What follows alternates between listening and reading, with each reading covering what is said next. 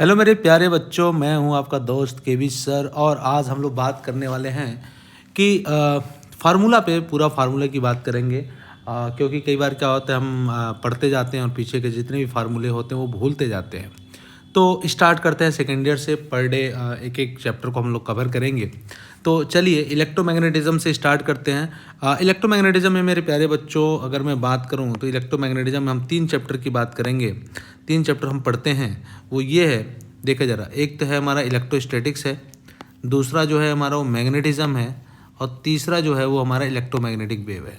ये 3 चैप्टर की चर्चाएं हम लोग करते हैं। लेकिन एक बात ये जान लें, इस चैप्टर की जो चाबी होती है, जिस पर हम पूरी बात करते हैं, वो होता है चार्ज। इलेक्ट्रोस्टैटिक्स में जो चार्ज होता है वो रेस्ट पे होता है। जो चार्ज होता है बच्चों वो रेस्ट पे होता है। मैग्नेटिज्म में कांस्टेंट वेलोसिटी से चलता है। चार्ज होता है वो कांस्टेंट वेलोसिटी से चलता है। और इलेक्ट्रोमैग्नेटिक वेव में जो चार्ज होता है वो एक्सेलरेट करता है, राइट। और जहाँ एक्सेलरेशन आता है वहाँ पे फील्ड क्या करती है, इलेक्ट्रोमैग्नेटिक फील्ड दोनों क्या करती हैं, वेरी करती है। वहाँ वेव आता है, इलेक्ट्रोमैग्नेटिक वेव। और मैग्नेटिज्म में क्या होता है, वो कांस्टेंट वेलोसिटी से चलती है, तो इलेक्ट्रिक और मैग्नेटिक फील्ड दोनों आते हैं। बशर्ते बात ये होती है कि फील्ड जो होता है वो कांस्टेंट रहता है। जबकि इलेक्ट्रोस्टैट में जो चार्ज होता है वो रेस्ट पे होता है और अपने चारों तरफ इलेक्ट्रिक फील्ड इंड्यूस करता है, प्रोड्यूस करता है, जो भी बोल रहे हैं आप। अब बात करते हैं इलेक्ट्रोस्टैटिक्स की। अब इलेक्ट्रोस्टैटिक्स को ज़रा देखें, ज़रा समझें।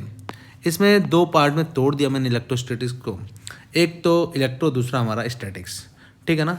इसमें इलेक्ट्रोस्टैटिक्स में क्या होता है बेटा, इलेक्ट्रो बोला तो चार्ज, स्टैटिक में रुका हुआ, जब चार्ज रेस्ट पे होता है उसकी पूरी स्टडी हम कहाँ करते हैं, इलेक्ट्रोस्टैटिक्स में करते हैं, राइट।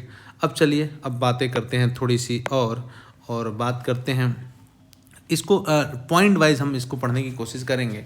सबसे पहला जो आता है इसमें, पहले तो इसमें प्रॉपर्टी आप पढ़ सकते हैं, चार्ज की प्रॉपर्टीज़ जो है आप देख सकते हैं। लेकिन जो हम यहाँ पे केवल फार्मूलों को कवर करेंगे, तो इसलिए टॉप पॉइंट वाइज हम इसको कवर करने की कोशिश करेंगे। सबसे पहले हम कूलम्ब्स लॉ की बात करेंगे।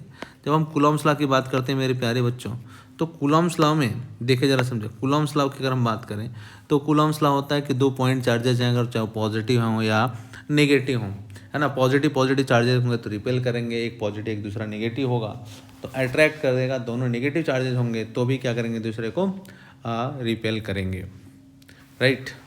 तो यहाँ पे ये 2 पॉजिटिव चार्जेस हैं, Q1 एंड Q2। तो Q1 ने Q2 पे फोर्स लगाया, फोर्स ऑन 1/2, और Q2 ने Q1 पे फोर्स लगाया, फोर्स ऑन 2/1, राइट। और अगर r डिस्टेंस पे रखे गए तो फोर्स की जो वैल्यू होगी 1/4 पाई एप्सिलॉन नॉट। देखें जरा समझें, 4 pi epsilon not Q1 Q2/r²। लेकिन अगर यहाँ पे मैं कहूँ कि मीडियम रखा है तो 1/4 pi epsilon not epsilon r Q1 Q2/r² होता है। 1/4 पाई एप्सिलॉन नॉट की जो वैल्यू होती है बच्चों, होती है 9 × 10⁹ न्यूटन मीटर स्क्वायर पर coulomb square.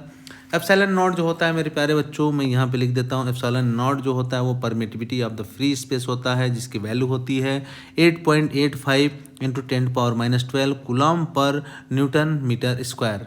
Okay, epsilon R जो होता है वो होता है मेरे प्यारे बच्चों, वो रिलेटिव परमिटिविटी होती है of the medium, right. Okay, आगे देखते जरा समझते हैं। वेक्टर फॉर्म में अगर मैं बात करूं तो वेक्टर फॉर्म में इसको लिखना हो F21 या F12, दोनों का अगर वेक्टर फॉर्म में लिखना हो तो हम लिखते हैं Q1 Q2। और यहाँ पे अब मैं R2 - R1 यानी पोजीशन वेक्टर लिखता हूँ। जो R2 - R1 है, अब देख पा रहे हैं वो एक पोजीशन वेक्टर की तरह काम करता है, ये पोजीशन वेक्टर की तरह काम करता है, राइट। तो हम लिख सकते हैं F21 की value K1 Q2 R2 - R1 का क्यूब, राइट। लेकिन एक शर्त ये रहता है कि यहाँ पे अब हम लोग क्या करते हैं, यहाँ पे जो हमारे चार्जेस होते हैं उसको हम लोग किसके साथ रखें, साइन के साथ में रखते हैं, राइट। अब चलिए दूसरे पॉइंट पे बात करते हैं क्वांटाइजेशन ऑफ चार्ज की। Q = होता है मेरे प्यारे बच्चों N × E, जहाँ हम बोलते हैं N जो होता है हमारे इंटीजर नंबर होते हैं, जबकि E की वैल्यू होती है 1.6 × 10⁻19 कूलम। और ये हमने माना है कि जो सबसे मिनिमम चार्ज होता है वो इलेक्ट्रॉन होता है, वो एक इंटीजर फॉर्म में होगा, है ना, इंटीजर मल्टीपल ऑफ होगा। तो ऐसी सारी बातें हम लोग करते हैं। चलिए आगे बढ़ते हैं नेक्स्ट, इलेक्ट्रिक फील्ड की। देखो मेरे प्यारे बच्चों, इलेक्ट्रिक फील्ड की जब मैं बात करूं तो E = होता है F/Q। E = होता है F/Q। और पॉइंट चार्ज के लिए। लेकिन इलेक्ट्रिक फील्ड हम लाइन चार्ज की बात करें, इस लाइन चार्ज की बात करें तो लाइन चार्ज के लिए देखिए क्या लिखेंगे, इसमें 3 पॉइंट हम लेते हैं। चार्ज इज यूनिफॉर्मली डिस्ट्रीब्यूटेड में फाइनाइट लेंथ के लिए, सेमी इनफाइनाइट के लिए और इनफाइनाइट के लिए। ठीक है, फाइनाइट के लिए अगर इस पे charge distribution lambda, lambda equal to क्या होता है क्यू बाई एल, चार्ज पर यूनिट लेंथ। तो अगर लेमडा है यहाँ पे थीटा 1 थीटा 2 बना रहा है तो परपेंडिकुलर जो वैल्यू होगी के lambda D sine theta 1 plus sine theta 2, यहाँ से देखें साइन थीटा 1 साइन थीटा 2, और पैरेलल वैल्यू जो होगी वो होगी के lambda D cos theta 2 minus cos theta 1। Semi infinite के लिए एक एंगल कितना होगा 90 डिग्री, और दूसरा एंगल हमने रखा है थीटा 2, है ना। तो इसके लिए हम लिख सकते हैं 90 हटाएं तो साइन 90 की वैल्यू हो जाती है 1, है ना। तो इस सेम फार्मूले में आप पुट कर सकते हैं, राइट। चलिए नेक्स्ट चलते हैं इनफाइनाइट के लिए। इनफाइनाइट के लिए थीटा 1 और थीटा 2 दोनों की वैल्यू 90 डिग्री होती है, थीटा 1 थीटा 2 दोनों की वैल्यू 90 डिग्री होती है। तो आप अगर साइन 90 दोनों रखें तो 2 आ जाएगा, 2 से यहाँ पे मल्टीप्लाई होगा, 2 के लेमडा बाई डी हो जाता है। अगर के की वैल्यू रखें तो कितना हो जाएगा, के की वैल्यू रखे तो 1/4 पाई एप्सिलॉन नॉट डी होता है, नहीं lambda by 2 pi epsilon not D. Okay, चलिए आगे बढ़ते हैं। ये हो गया हमारा इनफॉर्मली जो डिस्ट्रीब्यूशन होता है चार्ज का किसी लाइन चार्ज पे, है ना, ड्यू टू लाइन चार्ज। अब देखें ज़रा समझें, अगर मैं इसके साइन की बात करूं, अगर मैं पॉजिटिव चार्ज की बात करूं तो ई पॉजिटिव से दूर होता है जबकि निगेटिव के पास होता है, राइट राइट मेरे प्यारे बच्चों। चलो अब आगे देखते हैं। नेक्स्ट देखिए point number 4, electric field due to charge ring. Charge ring की बात करते हैं। अगर मैं चार्ज रिंग की बात करूं तो देखें ज़रा समझें, लेकिन यह है कि चार्ज यूनिफॉर्मली डिस्ट्रीब्यूटेड होना चाहिए। तो इसके लिए हम लोग क्या लिखते हैं, देखें ज़रा समझें। इसके लिए देखिए मेरे प्यारे बच्चों, अगर ये आर्क है, इस पर प्लस लेमडा अगर रखा गया है तो यहाँ पे इलेक्ट्रिक फील्ड अवे होगा। अगर ये नेगेटिव होता तो उसकी तरफ होता, तो इसकी वैल्यू आती है ई इक्वल टू 2 के लेमडा बाई आर, और यहाँ पे साइन थीटा नॉट लिखा। लेकिन मैं ऐसे भी लिख सकता हूँ कि अगर ये पूरा का पूरा ये लेमडा होता तो हम लिख सकते थे क्या, हम लिख सकते थे ई इक्वल टू कितना 2 के लेमडा बाई आर और कितना साइन अल्फ़ा बाई 2, राइट, बात वही हुई। अच्छा, अगर मैं बात करूं कि एक रिंग है, उस रिंग पे चार्ज क्यू है, रेडियस आर है, तो वहाँ से एक्स डिस्टेंस पे उसके एक्सियल पॉइंट पे अगर मैं इलेक्ट्रिक फील्ड की बात करूँ तो ई की जो वैल्यू होती है K Q X by X square plus R square पे पावर 3/2। तो ये याद रख लेना बेटा। अगर इसका ग्राफ की बात करें तो ग्राफ देखें X equal to R by 2 पे, X equal to R by root 2 पे मैक्सिमम होगा, है ना। तो ग्राफ कुछ इस तरीके से बनेगा, ये हमारा ग्राफ रहा। ओके, चलिए आगे बढ़ते हैं मेरे प्यारे बच्चों, आगे बढ़ते हैं। ये पॉइंट 4 था। पॉइंट 5 पे आते हैं, राइट। पॉइंट 5 पे आते हैं मेरे प्यारे बच्चों, देखे ज़रा समझें। पॉइंट 5 पे आ गए। पॉइंट 5 पे देखें ज़रा, चार्ज डेंसिटी की बात करें तो सरफेस चार्ज होता है चार्ज पर यूनिट एरिया, ठीक है ना, चार्ज पर यूनिट एरिया। तो देखिए electric field due to charge disc की बात करें, अगर किसी डिस्क पे हम चार्ज देते हैं तो क्या हो जाएगा इसका charge density sigma by Q by A. इसको हम सिग्मा दिखाते हैं। यूनिफॉर्म चार्ज डिस्ट्रीब्यूशन अगर हो तो इक्वली चार्ज डिस्ट्रीब्यूटेड होगा, इसमें सिग्मा 1 बोला। मैं अगर इस डिस्क के एक्स डिस्टेंस पे इलेक्ट्रिक फील्ड निकालना चाहूँ तो ई इक्वल टू का सिग्मा बाई 2 एप्सिलॉन नॉट, देख सकते हैं E equal to sigma by 2 epsilon naught 1 minus X by under root X square plus R square, right. Case 1 अगर ये मैं कहता हूँ, देखें केस 1 है, अगर मैं कहता हूँ अगर डिस्क वेरी लार्ज है, बहुत बड़ा है, तो ऑब्वियस सी बात है जो आर की वैल्यू होगी एक्स से बहुत ज़्यादा बड़ी होगी, तो ये वाला जो पार्ट है वो ये वाला जो पार्ट है वो 0 हो जाएगा। तो ई की वैल्यू हो जाएगी sigma by 2 epsilon not for infinite state के लिए, राइट। चलिए अब आगे बढ़ते हैं मेरे प्यारे बच्चों, आगे बढ़ते हैं, राइट। चलिए देखिए आगे बढ़ते हैं, चलिए देखिए बच्चों आगे बढ़ते हैं, राइट। चलिए देखिए आगे देखते हैं बच्चों। नेक्स्ट अगर मैं बात करूं electric field due to the charge sphere की बात करूं, चार्ज स्फीयर की मैं बात करूं तो चार्ज स्फीयर में हम दो बातें करेंगे। एक तो हम कंडक्टर की बात करेंगे और दूसरा हम बात करेंगे नॉन कंडक्टर के लिए। कंडक्टर में अगर हॉलो हो या सॉलिड हो और उसके सॉलिड हो, है ना, और क्यू चार्ज दिया गया हो तो क्या होगा ज़रा देखें। अगर मैं कहता हूँ कंडक्टर है, राइट, कंडक्टर है, कंडक्टर पे हमने चार्ज क्यू दिया, रेडियस आर है, तो देखिए इसमें तीन बातें करेंगे। एक तो बात करेंगे उसके एक तो बात करेंगे, तीन केसेस हम करते हैं बेटा।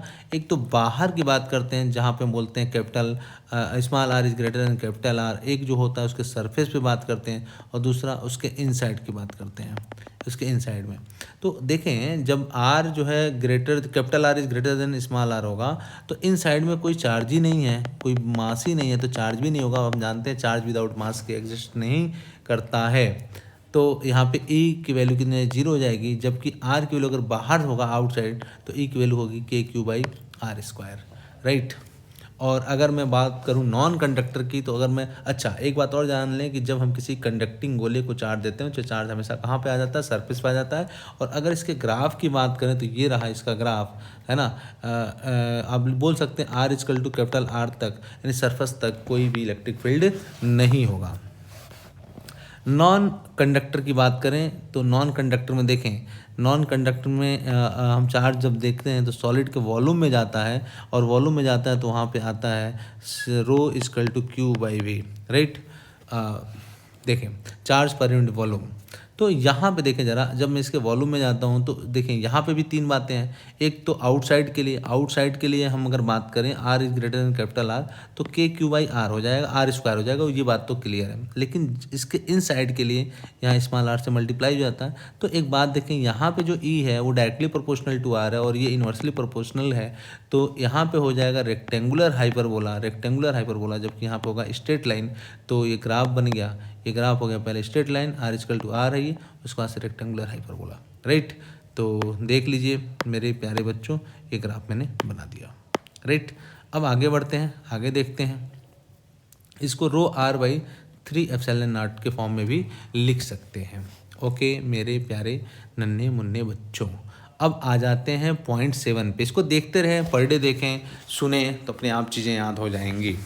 चलिए पॉइंट 7 पे चलते हैं। इलेक्ट्रिक फील्ड की बात करते हैं, किसके लिए, नॉन इनफॉर्मली चार्ज डिस्ट्रीब्यूशन के लिए। अगर मैं कहता हूँ कि एक रॉड है, इस रॉड पे जो चार्ज का डिस्ट्रीब्यूशन है वो नॉन इनफॉर्मली है ना। तो अगर मुझे इलेक्ट्रिक फील्ड निकालना तो क्या लिखेंगे हम लोग करते क्या हैं कि इस पॉइंट पी से, देखें ज़रा समझे, इस पॉइंट पी से एक्स डिस्टेंस पे एक छोटा सा पार्ट मानते हैं डी एक्स, और डी एक्स है तो उस पर चार्ज कितना होगा डी क्यू। अब देखें अगर मैं कहता हूँ, देखें ज़रा समझे बच्चों, लेमडा की वैल्यू होगी D Q by D x, तो डी क्यू की वैल्यू कितनी हो जाएगी, lambda into D x, right, हो जाएगा। अब देखें मेरे प्यारे बच्चों, अगर मुझे ई की वैल्यू लिखना हो, तो मैं क्या लिखूँगा, मैं लिखूँगा कहाँ से कहाँ तक निकालना मुझे, कहाँ से कहाँ तक, ये ए से बी दे रखा है, इसका ए से लेकर बी तक मान लीजिए अगर इसका लिमिट दे रखा है तो क्या लिखेंगे के और डी क्यू बाई कितना एक्स स्क्वायर, है ना। अब डी क्यू वैल्यू रखा जाए तो क्या लिखेंगे, ये इनिशियल से फाइनल भी लिख सकते हैं, के डी क्यू वैल्यू लिख सकते हैं लेमडा डी एक्स बाई कितना, लेमडा डी एक्स बाई कितना एक्स स्क्वायर, ठीक है ना। अब इसको इंटीग्रेट करते हैं तो ई की वैल्यू आ जाती है के लेमडा, और एक्स स्क्वायर है तो एक्स स्क्वायर को ऊपर ले जाइए तो कितना हो जाएगा -2, उसमें एक जोड़ दीजिए तो -1 हो जाएगा, यानी माइनस के लेमडा बाई 1/x, और यहाँ पे क्या हो जाएगा इनिशियल से लेकर के फाइनल तक के लिए, ठीक है ना। तो ये आ जाता है ई की वैल्यू, ये आ जाता है यहाँ पे, ठीक है ना। अब देखा, अब यहाँ पे उसी तरह से अगर मैं किसी स्फीयर की बात करूँ तो इसके लिए तो ये हो गया बेटा। अब मैं स्फीयर की बात करूँ, कोई स्फीयर है तो उसके लिए कितना हो जाएगा, क्यू इन की वैल्यू डी क्यू बराबर, क्योंकि मैं यहाँ से एक्स डिस्टेंस पे एक छोटा सा पार्ट कर लिया डी एक्स, ये डी एक्स है, ये डी एक्स का, ठीक है, ये डी एक्स। तो इस पे जो है मेरे प्यारे बच्चों जो चार्ज होगा डी क्यू होगा। तो अब मैं क्यू इन जानना चाहूँ तो डी क्यू क्या करूँ, इंटीग्रेट कर दूँ 0 से ले कहाँ तक, आर तक। अब डी क्यू वैल्यू देखिए यहाँ पे कितना हो जाएगा, यहाँ पे देखें डी क्यू वैल्यू कितना हो जाएगा, यहाँ पे रो आएगा, रो इजकल टू आएगा D Q by D V. तो डी क्यू की जो वैल्यू आएगी मेरे प्यारे बच्चों, डी क्यू वैल्यू आएगी रो डी वी के बराबर आएगा, ठीक है ना। तो इस तरह से हम लोग इसकी वैल्यू निकाल सकते हैं। अच्छा, एक चीज़ और देखें, यहाँ पे मैं रो माना हूँ ना बच्चों, रो, ठीक है ना। तो अगर ये 2D में हो तब क्या आ जाएगा, तब यहाँ पे एरिया आ जाएगा। और अगर मैं 2D में ना मानूँ, 2D में अगर ना मानूँ तब हम लोग क्या करना पड़ेगा, वॉल्यूम में मानना पड़ेगा, तो हमें V मानना पड़ेगा, ठीक है ना मेरे प्यारे बच्चों। चलो भाई आगे बढ़ते हैं, राइट। चलिए आगे बढ़ते हैं मेरे प्यारे बच्चों, आगे देखें। अब मैं बात करता हूँ इलेक्ट्रिक पोटेंशियल की। इलेक्ट्रिक पोटेंशियल देखें मेरे प्यारे बच्चों, जब मैं इलेक्ट्रिक पोटेंशियल की बात करता हूँ तो इलेक्ट्रिक पोटेंशियल की जो वैल्यू होती है वो होती है के, वी की वैल्यू Q/R। और Q को सबसे बड़ी बात होती है, Q को हम लोग किस में लिखें, विथ साइन लिखना होता है, विथ साइन लिखना होता है मेरे प्यारे बच्चों। अब यहाँ पे देखें जरा समझें, रिंग के लिए कितना होगा, रिंग के लिए, रिंग के एक्सिस पे कितना होगा, तो KQ/√x²/R²। सेल पे क्या होगा, सेल के बाहर क्या होगा, सेल के सरफेस पे क्या होगा, उसके इनसाइड क्या होगा। बाहर जो होगा मेरे प्यारे बच्चों वो KQ/R होगा, सरफेस पे KQ/R होगा। और देखें जाए हैं मैं यहाँ इनसाइड, यहाँ कहीं भी बात करूँ सबके लिए KQ कितना होगा, R ही होगा, KQ/R होगा। तो यहाँ पे ग्राफ भी देख लीजिए, यहाँ तक R से लेकर के R के बराबर हो सरफेस के लिए, तो सेम वैल्यू आ रही है, लेकिन उसके बाहर जा रहे हैं जब, तो रेक्टेंगुलर हाइपरबोला बनता है, राइट। चलिए उसी तरह से सॉलिड स्फीयर की अगर मैं बात करूं, सॉलिड स्फीयर की चार्ज की रेडियस R है, अगर हम उसको चार्ज देंगे तो उसके कहाँ जाएगा, उसके वॉल्यूम में जाएगा। तो अगर मैं इसके लिए बात करूं आउटसाइड के लिए, तो आउटसाइड के लिए तो ये हो जाएगा KQ/R। लेकिन इनसाइड के लिए अगर मैं बात करूं तो इसकी वैल्यू हो जाती है मेरे प्यारे बच्चों, इसको याद कर लेना, यही इंपॉर्टेंट है, KQ/2RQ। यही भूलता है 3R² minus small r², right. यही भूलता है मेरे प्यारे बच्चों, भूलता तो यही है, इसलिए इस चीज़ को याद कर लेना है। देखिए मैं इसको फिर से एक बार और लिख देता हूँ, भूलता तो बच्चे यही है, यही भूलता है, ठीक है ना। जो मैं येलो कलर से दिखा रहा हूँ भूलता यही है, तो इसको अच्छे से याद कर लें, अच्छे से याद कर लें। इनसाइड KQ/2RQ और 3R² minus small r², okay. चलिए तो ये हो गया। इसका ग्राफ जो होता है बच्चों, ये होता है इसका ग्राफ, राइट। यहाँ पे मैं दिखा दिया हूँ, क्यों, कैसे निकालते हैं। देखिए यहाँ से लेकर के, देखिए जब R की वैल्यू R के बराबर है वहाँ तक तो पैराबोला बन रहा है, उसके बाहर जो बन रहा है बच्चों वो हो रहा है रेक्टेंगुलर हाइपरबोला, राइट। ऐसे यहाँ तक तो पैराबोला, राइट, ऐसे ओपन हो रहा है, उसके बाद से ये रेक्टेंगुलर हाइपरबोला, ये रेक्टेंगुलर हाइपरबोला, राइट। चलिए अब इसके बाद हम लोग बात करते हैं मेरे प्यारे बच्चों, इसके बाद जो हम बात करेंगे वो होगा इलेक्ट्रोस्टैटिक पोटेंशियल एनर्जी की, राइट। इलेक्ट्रोस्टैटिक पोटेंशियल एनर्जी, तो चलिए इलेक्ट्रोस्टैटिक पोटेंशियल एनर्जी की बात करा जाए। तो इलेक्ट्रोस्टैटिक पोटेंशियल एनर्जी की जब हम लोग बात करते हैं मेरे प्यारे बच्चों, ये इलेक्ट्रोस्टैटिक पोटेंशियल एनर्जी की जब हम बात करेंगे तो देखें ज़रा समझें और समझने की कोशिश करें। इलेक्ट्रोस्टैटिक पोटेंशियल एनर्जी, देखिए इलेक्ट्रोस्टैटिक पोटेंशियल एनर्जी, अब देखिए नंबर ऑफ इंट्रैक्शन जो होते हैं उसी को अपन लोग क्या बोलते हैं, इलेक्ट्रोस्टैटिक पोटेंशियल एनर्जी बोलते हैं। अगर मैं बोलूँ Q1 और Q2 दोनों को R डिस्टेंस पर रखा गया तो U की जो वैल्यू होगी KQ1 Q2 बाई कितना R हो जाएगा। और जबकि इसको हमको Q1 Q2 किसी साथ रखना है, ये साइन के साथ में रखना है, राइट।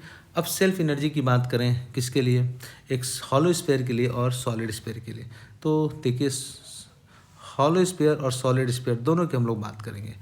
चलिए तो अगर मैं बात करूं किसके लिए, अगर मैं बात करूं हॉलो स्फीयर के लिए तो U की जो वैल्यू होगी KQ²/2R होती है। सॉलिड के लिए होती है पोटेंशियल एनर्जी, सेल्फ एनर्जी बोले पोटेंशियल एनर्जी 3/5 KQ²/R।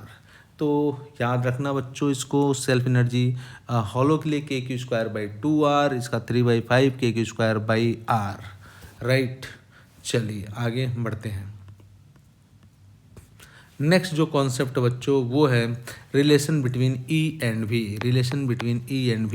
देखो बच्चों E की वैल्यू जो होती है वो होती है -dV/dx, है ना। इस पर क्वेश्चन आते हैं, 3 तरह के फॉर्मेट में क्वेश्चन बनते हैं। आप चाहें तो मेरे कॉन्सेप्ट वीडियो में जाकर देख सकते हैं। फिलहाल ये हम लोग केवल फार्मूला की रिवीजन कर रहे हैं, है ना बच्चों। चलिए तो E की वैल्यू देखिए -dV/dx, लेकिन वेक्टर फॉर्म में लिखें तो I के साथ लिखेंगे, J के साथ लिखेंगे और K के साथ भी लिखेंगे, राइट। राइट मेरे प्यारे बच्चों। चलो, तो ये हम लोग आई जे के तीनों फॉर्म में लिख दिए, तो ये ई की वैल्यू आ गई। लेकिन मेरे प्यारे बच्चों, अगर मुझे भी लिखना हो तो v इजकल टू, देखें मैं क्या लिखूँगा, v इजकल टू लिख सकता हूँ v equal to minus E D R, E dot D R, है ना। ओके बच्चों, और डी बाई डी एक्स का मीन्स इसका मतलब होता है कि differentiate of potential with respect to R या एक्स। तो मतलब जैसे एक्स करें चाहे वाई करें या जेड, इन सबको हम कांस्टेंट रखते हैं, है ना। चलिए, एक छोटा सा आपके लिए एक कविता भी लिख दिया गया इसी में। जाने कितने उड़ान बाकी है, इस परिंदे में अभी जान बाकी है। तो मेरे प्यारे बच्चों, अभी तुम हार मत मानना, क्योंकि चाहे नीट की तैयारी कर रहे हो चाहे जेई की तैयारी कर रहे हो, तो ये आपके लिए बड़ा काम है, बड़े काम की तैयारी में लगे हो। तो इसमें कई बार अप एंड डाउन्स आएंगे ही आएंगे। कई बार ऐसा होगा कि क्वेश्चन लगेंगे तो मज़ा आएगा, नहीं होगा तो फ्रस्ट्रेशन आएगा। लेकिन एक बात ध्यान रखना कि आपको बड़े काम करने हैं तो उतना ही पीड़ा उठाना पड़ेगा, उतने ही दुख को सहना पड़ेगा, साथ ही अपने आप को हमेशा मोटिवेटेड रखना पड़ेगा। अगर आप तक अभी आपने इस चैनल को सब्सक्राइब नहीं किया है तो प्लीज़ चैनल को सब्सक्राइब करें। फिजिक्स डेली कन्हैया यादव, है ना। मैं हूँ केवी सर, राइट। चलिए अब आगे बढ़ते हैं। अब आगे बढ़ते हैं बच्चों। अब नेक्स्ट जो कॉन्सेप्ट आता है वो आता है इलेक्ट्रिक डाइपोल का।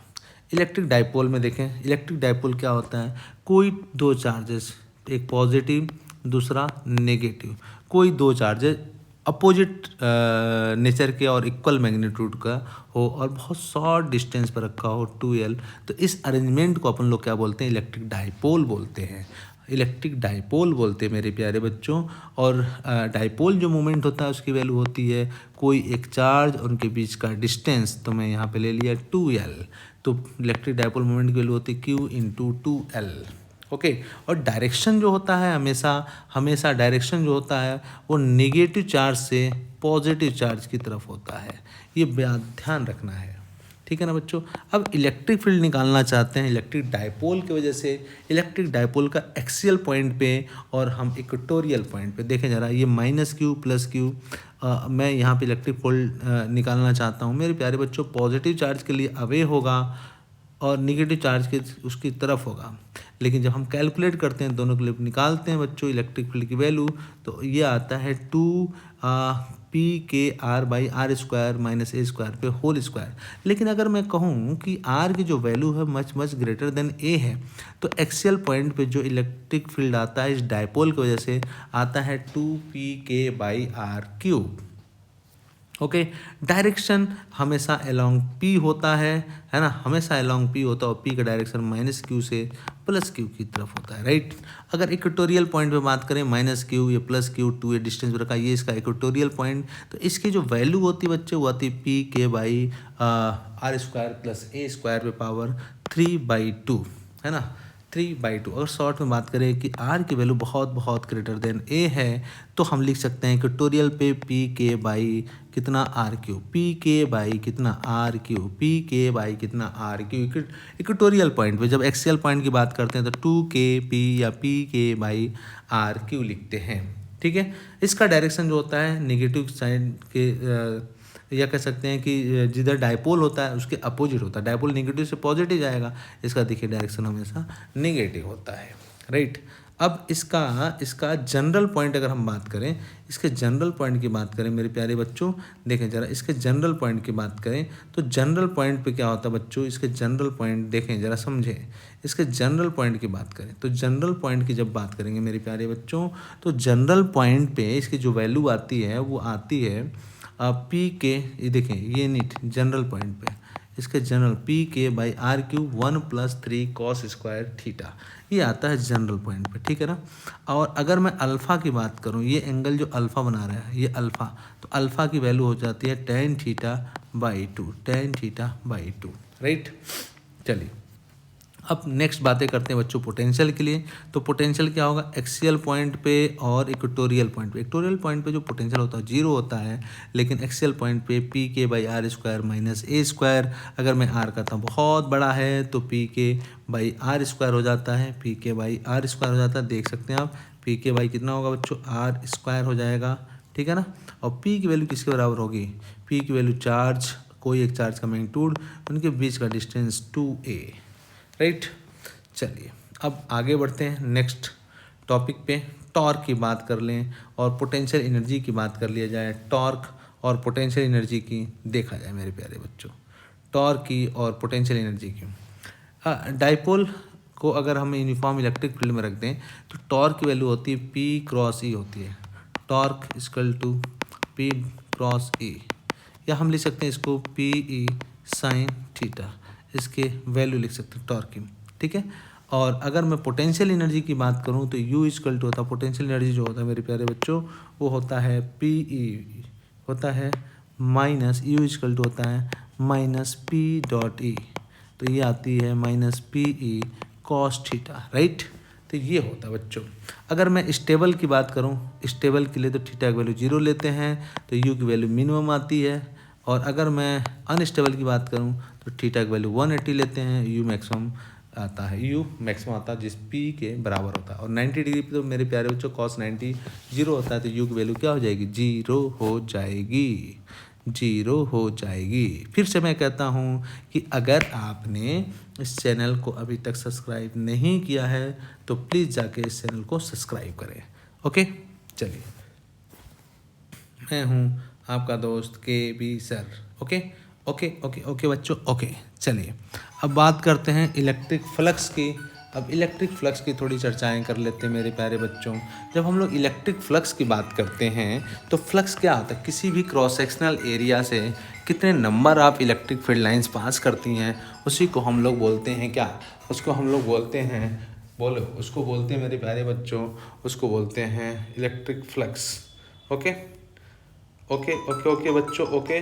चलिए उसको बोलते हैं इलेक्ट्रिक फ्लक्स, ठीक है ना। चलिए देखते हैं मेरे प्यारे बच्चों, देखते हैं। तो थोड़ा सा और आगे बढ़ते हैं, थोड़ी सी और चर्चाएं करते हैं, राइट। चलिए गॉस थ्योरम क्या करता है, गॉस थ्योरम कहता है कि close integral of E dot DA equal to summation of Q in by कितना एप्सिलॉन नॉट। गॉसियन हमेशा गॉसियन सरफेस के अंदर चार्ज को हम लेते हैं, जैसे Q1 Q2 और Q3, तो हम हमेशा Q1 प्लस Q2 लिया हो तो हमेशा हम इन साइड इस गॉसियन सरफेस के अंदर के चार्ज को लेते हैं, बाहर वाले चार्ज को नहीं लेते हैं, ओके। चलिए आगे बढ़ते हैं। नेट फ्लक्स देखिए लिख भी दिया है हमने, Q1 minus Q2 plus Q3 epsilon not, बाहर वाले चार्ज को हमने कंसिडर नहीं किया है, नहीं किया है मेरे प्यारे बच्चों। चलें आगे बढ़ें। क्यूबिकल का क्वेश्चन कि अगर मैं पूछें इसमें फ्लक्स वैल्यू कितनी होगी तो Q/2 एप्सिलॉन नॉट, यहाँ पे देखिए सेंटर रख दिया तो कितना होगा इस फ्लक्स वैल्यू, बोलिए किसी एक टोटल के लिए कितना लिखेंगे Q/एप्सिलॉन नॉट, किसी एक सरफेस से निकले तो कितना Q/6 एप्सिलॉन नॉट, ओके। तो मेरे प्यारे बच्चों भरोसा खुद पे हो तो आप हर मुसीबत से निकल सकते हैं, बशर्ते आपको मेहनत तो करना ही पड़ेगा, बिना मेहनत की चीज़ें नहीं होती हैं। फिर से मैं कहता हूँ कि अगर आपने इस चैनल को सब्सक्राइब नहीं किया है तो प्लीज़ करें, अपने दोस्तों को भी बताएं और लोगों तक पहुँचाने की कोशिश करें। थैंक यू बच्चों, थैंक यू सो मच। चलिए अब बात कर लेते हैं कंडक्टर की, कंडक्टर की बात कर लेते हैं मेरे प्यारे बच्चों।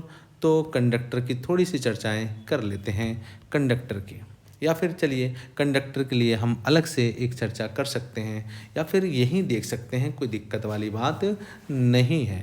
चलिए कंडक्टर को देख लेते हैं ज़रा। चार्ज, जब भी हम कंडक्टर को किसी भी कंडक्टिंग गोले को चार्ज देते हैं तो चार्ज हमेशा कहाँ जाता है, सरफेस पे जाता है। इनसाइड मास ही नहीं होता है तो ऑब्वियस सी बात इलेक्ट्रिक फील्ड भी 0 होगा।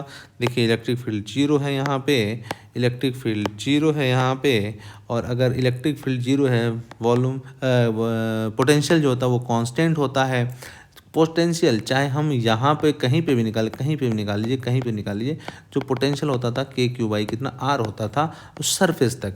और हमने ग्राफ भी तो बनाया था, आप याद देखिए ना, V और R, ये कंडक्टर तो था बेटा, बाहर जो होता था वो रेक्टेंगुलर हाइपरबोला होता था, राइट।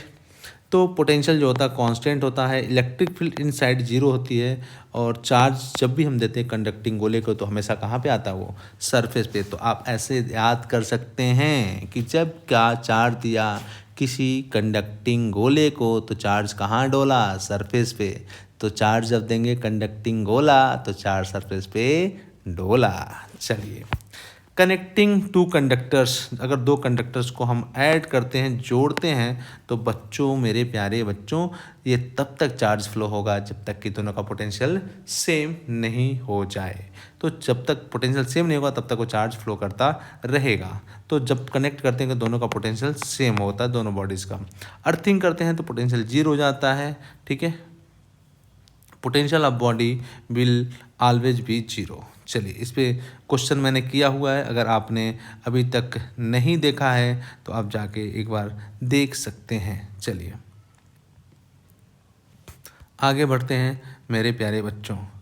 देखिए, ये Q1 है, ठीक है ना बच्चों। ये Q1 चार्ज दिया, Q2 चार्ज दिया, दोनों को कांटेक्ट मिलाया तो दोनों पे चार्ज कितना होगा, दोनों चार्जेस को जोड़ दीजिए, दोनों चार्जेस को जोड़ दीजिए, Q1 प्लस Q2/2, दोनों चार्जेस पे Q1 plus Q2/2, Q1 plus Q2/2, ये आता है चार्ज, ठीक है ना। चलिए आगे बढ़ते हैं। How right electric field and potential in concentric cell. देखें मेरे प्यारे बच्चों, देखें potential at A B and C पे अगर मुझे लिखना तो ए पे लिखना हो तो हर जगह पोटेंशियल तो सेम होगा, कांस्टेंट होगा, तो KQ/R1। अच्छा, अगर चार्ज यहाँ पे Q1 है तो इसके इनर साइड पे यहाँ पे अच्छा ठीक है, -Q2 दिया, Q3 दिया, चलिए ठीक है।